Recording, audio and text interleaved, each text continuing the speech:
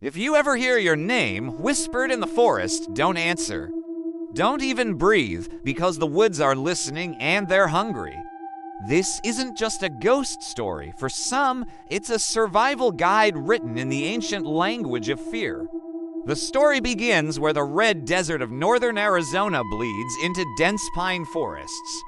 It's a land that carries the weight of centuries, a place where the sky is endless and the trails promise solitude. Tourists flock here for the stunning views, the crimson rocks, and the chance to escape. But solitude in these woods is never what it seems. Jake was a 27-year-old hiker from Phoenix. He wasn't looking for legends or folklore. All he wanted was a break from the relentless noise of city life. His friends had tried to warn him, telling him about the old Navajo stories about voices in the woods that weren't human, things that mimic and hunt, but Jake just laughed it off. Campfire fuel, he called them, just ghost stories. He didn't know that night, under a sky swollen with stars, he would learn that some warnings aren't meant to be stories. They're rules for staying alive. The first mistake is thinking the forest is empty.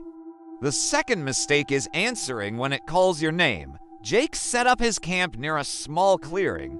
The trees around him were tall and leaned inward like silent, eavesdropping giants. He built a fire, and its crackling flames threw dancing shadows against the dark trunks.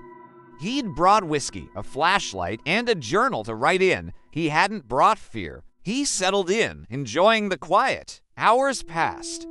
Then, around midnight, the wind shifted. A chill ran through the air that had nothing to do with the temperature. It wasn't the howl of a distant coyote or the rustle of leaves. It was a voice, Jake. It was soft. It sounded female, and it was close, so close.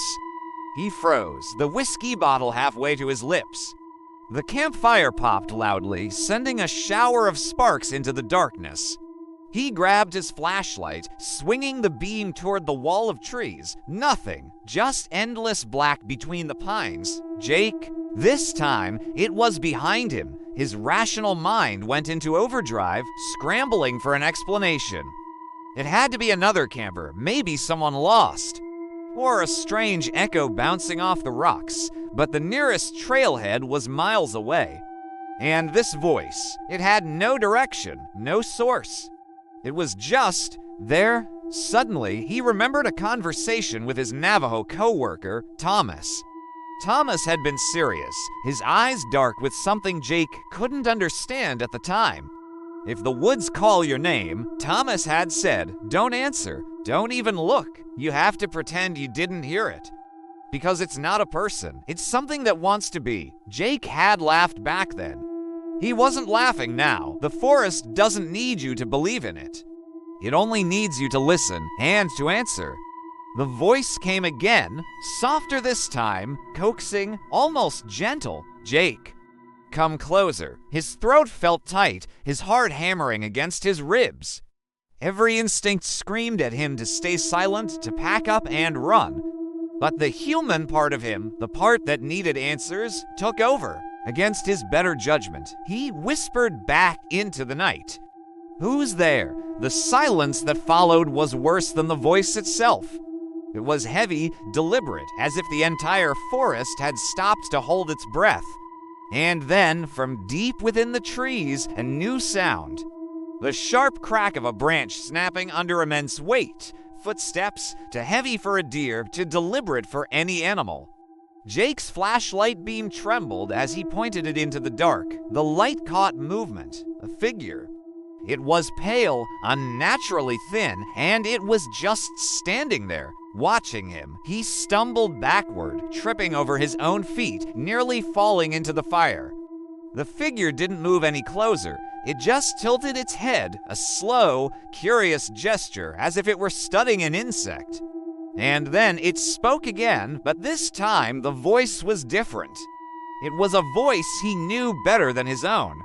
It perfectly mimicked his mother's voice. Jake, it's me.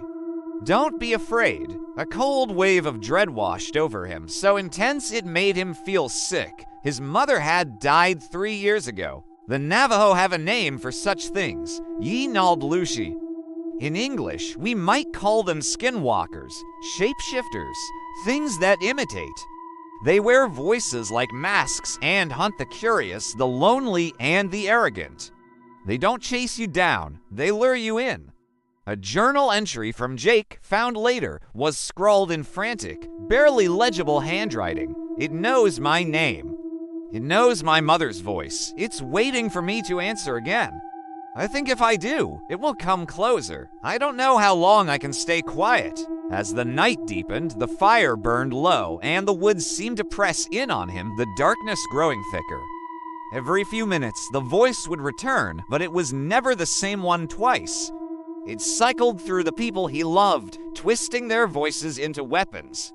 It used his father's voice, firm and concerned. "Jake, what are you doing out here alone?" Then his best friends, sounding panicked. "Jake, help me. I'm lost out here." Then, most chillingly, it used his own voice, calling out from the shadows, "Jake, don't leave me here." Each plea was sharper than the last, more desperate, perfectly engineered to break his resolve. It was a psychological war, and Jake was losing. By 3 a.m., he was a wreck, shaking uncontrollably. He couldn't take it anymore. He made a decision. He had to run. He frantically stuffed his journal into his backpack, kicked dirt over the dying embers of his fire, and bolted. The trail was a narrow, treacherous path, and the moonlight was weak, filtered through the dense canopy above. He ran, but the voices followed. They multiplied, overlapping and echoing through the trees from every direction. Jake, Jake, Jake. He sprinted, his lungs on fire, sharp branches clawing at his face and arms. He felt like the forest itself was alive and trying to hold him back. Every time he thought he'd found a moment of silence, a whisper would drift from just ahead of him, pulling him deeper off the path, deeper into the unknown, and then, suddenly, complete silence. The voices stopped. The woods were utterly still. Jake slowed to a walk, panting, trying to catch his breath. He risked turning his flashlight forward, sweeping the beam across the path ahead. The light landed on something impossible. He had stumbled into another clearing, but this one was different. In the center stood a circle of large, ancient-looking stones, and crouched low inside the circle was the figure from before.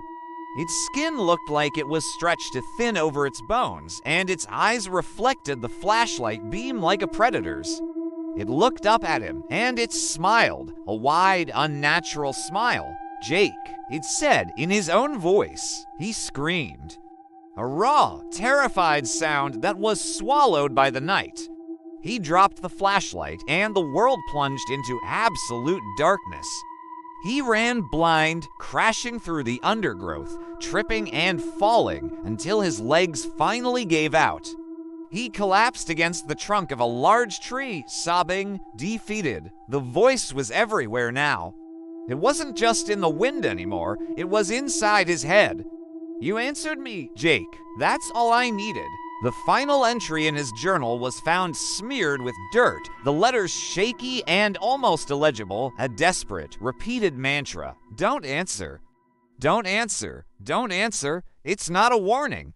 It's a rule." Weeks later, search and rescue teams found Jake's campsite. The fire pit was cold. The whiskey bottle was half empty.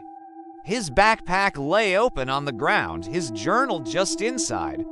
But Jake was gone, vanished without a trace. The locals, especially the Navajo elders, whispered that the woods had claimed him. They said he broke the one simple rule they had always taught their children: never, ever answer a voice in the forest. Hikers still pass through those trails in northern Arizona. Some of them report strange things on moonless nights. Some say they hear whispers on the wind. Some swear they hear their own names being called from the darkness between the trees. And a few say, if you stand still and listen very, very closely, you'll hear a new voice among them. It sounds young and scared, and it's calling out for help. It's Jake's voice, begging you to make the same mistake he did. Begging you to answer. Remember, the forest doesn't take those who believe.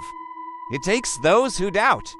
And once you answer, it never stops calling your name. Thanks for watching.